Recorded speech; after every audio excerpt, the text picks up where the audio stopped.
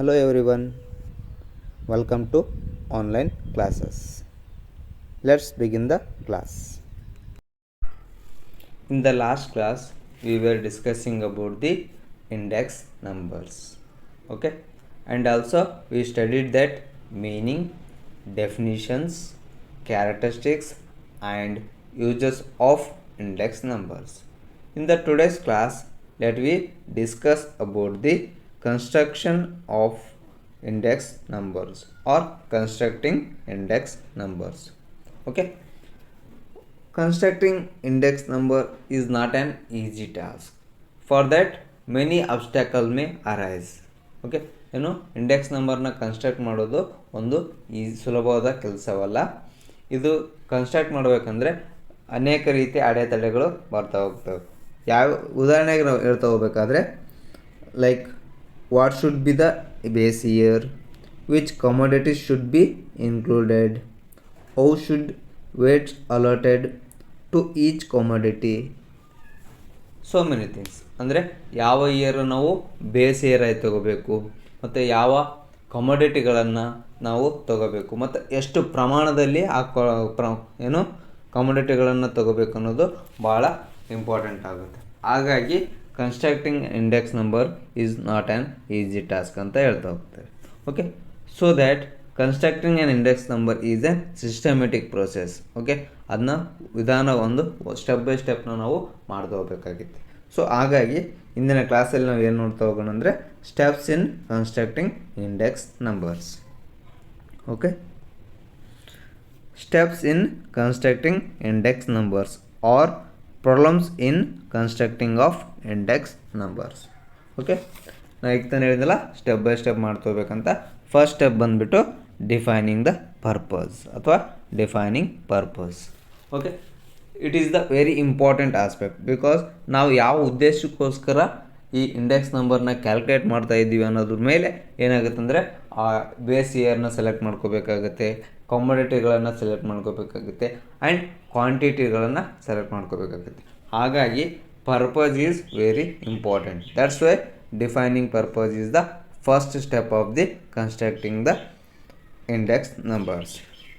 In the construction of index numbers, the defining purpose is important step and indicates the purpose of measure to be calculated. Okay, ಈಗ ತಾನು ಹೇಳಿದಲ್ಲ ಇದು ಭಾಳ ಪ್ರಮುಖ ಒಂದು ಪಾತ್ರವನ್ನು ವಹಿಸುತ್ತೆ. ಹಾಗಾಗಿ ಯಾವ ಉದ್ದೇಶಕ್ಕೋಸ್ಕರ ನಾವು ಕ್ಯಾಲ್ಕುಲೇಟ್ ಮಾಡ್ತಾ ಇದ್ದೀವಿ ಅನ್ನೋದು ಮೊದಲೇ ತಿಳ್ಕೋಬೇಕು.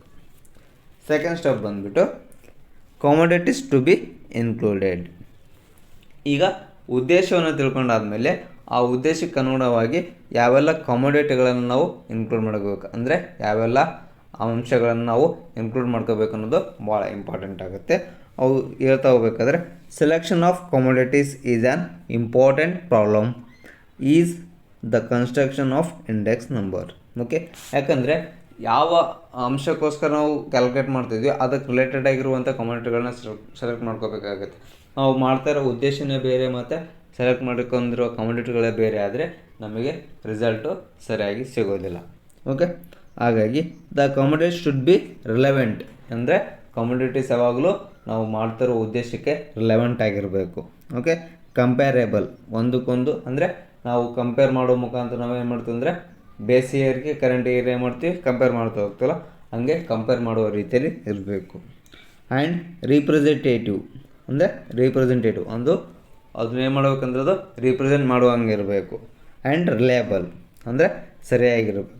ಈ ರೀತಿ ಏನಂದರೆ ನಮಗೆ ಕಮೋಡಿಟೀಸ್ಗಳನ್ನು ಸರಿಯಾಗಿ ಮತ್ತು ಉದ್ದೇಶಕ್ಕೆ ಅನುಗುಣವಾಗಿ ಮಾಡ್ಬೇಕಂದ್ರೆ ಸೆಲೆಕ್ಟ್ ಮಾಡ್ತಾ ಹೋಗ್ಬೇಕಾಗತ್ತೆ.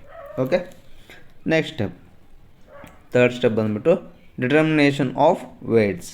ಓಕೆ, ಇದು ಕೂಡ ಭಾಳ ಇಂಪಾರ್ಟೆಂಟ್ ಆಗುತ್ತಾ ಹೋಗುತ್ತೆ. ಇಂಪಾರ್ಟೆಂಟ್ ಸ್ಟೆಪ್ ಅಂತಲೇ ಹೇಳ್ಬೋದು. ಯಾಕಂದರೆ ಯಾವೆಲ್ಲ ಕಮೋಡಿಟಿಗಳನ್ನ ಸೆಕೆಂಡ್ ಸ್ಟೆಪ್ಪಲ್ಲಿ ನಾವು ಸೆಲೆಕ್ಟ್ ಮಾಡಿದ ಮೇಲೆ ಆ ಕಮೋಡಿಟಿಗಳು ಎಷ್ಟು ಪ್ರಮಾಣದಲ್ಲಿ ತೊಗೋಬೇಕು ಅನ್ನೋದು ಕೂಡ ಭಾಳ ಇಂಪಾರ್ಟೆಂಟ್ ಆಗುತ್ತಾ ಹೋಗುತ್ತೆ. Okay, when the selection process of commodities is completed, the next step is determination of the weights to each commodity. ಅಂದರೆ ಒಂದೊಂದು ಕಮೋಡಿಟಿಗೆ ಎಷ್ಟೆಷ್ಟು ಕ್ವಾಂಟಿಟಿ ಬೇಕು ಅನ್ನೋದು ಕೂಡ ಇಂಪಾರ್ಟೆಂಟ್ ಆಗುತ್ತೆ. The determination of weights depends upon the relative importance attach to each commodity. ಅಂದರೆ ನಮಗೆ ಯಾವ ಪ್ರಾಡಕ್ಟ್ಗಳಿಗೆ ನಾವು ಇಂಪಾರ್ಟೆನ್ಸ್ ಕೊಡ್ತಾ ಹೋಗ್ತಿಲ್ಲ ಅದರ ಅನುಗುಣವಾಗಿ ಅದರ ಕ್ವಾಂಟಿಟಿ ಏನಾಗುತ್ತೆ ಅಂದರೆ ಡಿಪೆಂಡ್ ಆಗ್ತಾ ಹೋಗುತ್ತೆ. ಸೊ ಹಾಗಾಗಿ ಡಿಟರ್ಮಿನೇಷನ್ ಆಫ್ ದಿ ವೇಟ್ ಕೂಡ important step while constructing the index numbers. ಅದೇ ಥರನಾಗಿ ಕಲೆಕ್ಷನ್ ಆಫ್ ಪ್ರೈಸ್ ಈಗ ತಾನೇ ಹೇಳಿದ್ವಲ್ಲ, ಇದು ಕೂಡ next step of the construction of index numbers. Price selection ಕೂಡ ಅಥವಾ ಪ್ರೈಸ್ ಸೆಲೆಕ್ಷನ್ನು ಕಲೆಕ್ಷನ್ ಕೂಡ ವೆರಿ ಇಂಪಾರ್ಟೆಂಟ್ ಆಗ್ತಾ ಹೋಗುತ್ತೆ. ಚೂಸ್ ಆಫ್ ಎವರೇಜಸ್ ಅಂದರೆ ಯಾವ ಥರನಾದ ಎವರೇಜ್, ನಾನು ಆಲ್ರೆಡಿ ಹೇಳಿದಾಗ index number is specialised average ಅಂತ ಹೇಳಿದ್ದೀನಿ, ಹೌದಲ್ವಾ? ಸೊ ಯಾವ ಎವರೇಜ್ನ ನಾವು ಚೂಸ್ ಮಾಡ್ಕೋಬೇಕು ಅನ್ನೋದು ಕೂಡ ಇಂಪಾರ್ಟೆಂಟ್ ಆಗುತ್ತೆ. ಬಿಕಾಸ್ ನಿಮ್ಗೆ ಆಲ್ರೆಡಿ ಗೊತ್ತಿರೋ ಹಾಗೆ ಎವರೇಜ್ಗಳಲ್ಲಿ ಎಷ್ಟು ವಿಧ? 3 ವಿಧ ಅಲ್ವಾ? ಫಸ್ಟ್ ಒನ್ನು ಅರ್ಥಮೆಟಿಕ್ ಮೀನು, ಜಿಮೆಟ್ರಿಕ್ ಮೀನು ಆ್ಯಂಡ್ ಹಾರ್ಮೋನಿಕ್ ಮೀನ್. ಈ 3 ಇದರಲ್ಲಿ ನಾವು ಯಾವುದನ್ನು ಸೆಲೆಕ್ಟ್ ಮಾಡ್ಕೋಬೇಕು ಅನ್ನೋದು ಭಾಳ ಇಂಪಾರ್ಟೆಂಟ್ ಆಗುತ್ತೆ. ಯೂಶ್ವಲಿ ಏನು ಮಾಡ್ತೀವಿ ಅಂದರೆ ಅರ್ಥಮೆಟಿಕ್ ಮೀನನ್ನು ನಾವು ಸೆಲೆಕ್ಟ್ ಮಾಡ್ತಾ ಹೋಗ್ತೀವಿ. Okay, index number are specialised average it has to be decided to first as to which average should be used for the construction. Okay, ಹೇಳ್ತೇನೆ ಇದೆಲ್ಲ ಎವರೇಜಲ್ಲಿ 3 ವಿಧ, ಅದರಲ್ಲಿ ಯಾವುದನ್ನು ನಾವು ಸೆಲೆಕ್ಟ್ ಮಾಡ್ತೀವಿ ಅನ್ನೋದು ಭಾಳ ಇಂಪಾರ್ಟೆಂಟ್ ಆಗ್ತಾ ಹೋಗುತ್ತೆ. ಓಕೆ, ನೆಕ್ಸ್ಟ್ ಬಂದುಬಿಟ್ಟು ಚೂಸ್ ಆಫ್ ಬೇಸ್ ಇಯರ್. ಇನ್ನು ಆಲ್ರೆಡಿ ಹೇಳಿದಾಗೆ ಇಂಡೆಕ್ಸ್ ನಂಬರ್ ನಾವು ಕ್ಯಾಲ್ಕುಲೇಟ್ ಮಾಡಬೇಕಂದ್ರೆ 2 aspect very important, place very important role, that is base year and current year. Which year we should have to take the base year and which year we have to take the current year is the first step while constructing the index number. Okay, so ನಾವು ಯಾವ ಇಯರ್ನ base ಇಯರೇ ತೊಗೋಬೇಕು ಮತ್ತು current ಇಯರ್ನ ತೊಗೋಬೇಕು ಅನ್ನೋದು ಭಾಳ important ಆಗ್ತಾ ಹೋಗುತ್ತೆ. Okay, and ಇನ್ನೊಂದು ಹೇಳ್ತಾ ಹೋಗ್ಬೇಕಂದ್ರೆ ಬೇಸ್ ಇಯರಲ್ಲಿ 2 ವಿಧನಾಗಿ ನಾವು ಕ್ಲಾಸಿಫೈ ಮಾಡ್ತಾ ಹೋಗ್ತೀವಿ. ಅದು ಯಾವ್ಯಾವ ಅಂತಂದರೆ fixed base year and chain base year ಅಂತ ಕರಿತೀವಿ. ಓಕೆ, ಇಲ್ಲಿ ಅದನ್ನು ಎಕ್ಸ್ಪ್ಲೇನ್ ಮಾಡ್ತಾ ಹೋಗೋದಾದರೆ ಫಿಕ್ಸ್ಡ್ ಬೇಸ್ ಇಯರ್ ಅಂದರೆ ದ ನೇಮ್ ಇಂಡಿಕೇಟ್ಸ್, ಈ ನೇಮ್ ಹೆಸರು ಹೇಳುವಂತೆ ಬೇಸ್ ಇಯರ್ ಏನಾಗುತ್ತೆ ಅಂದರೆ ಕಾನ್ಸ್ಟೆಂಟ್ ಆಗಿರುತ್ತೆ, ಅಂದರೆ ಒಂದೇ ಏನಾಗುತ್ತೆ ಅಂದರೆ ನಿರಂತರವಾಗಿ ಅದನ್ನೇ ಬೇಸ್ ಇಯರ್ ಅಂತ ನಾವು ಸೆಲೆಕ್ಟ್ ಮಾಡ್ತಾ ಹೋಗುತ್ತೆ. ಉದಾಹರಣೆ ಹೇಳ್ಬೇಕಂದ್ರೆ it is the year which remains the fixed for the comparison of price all the years.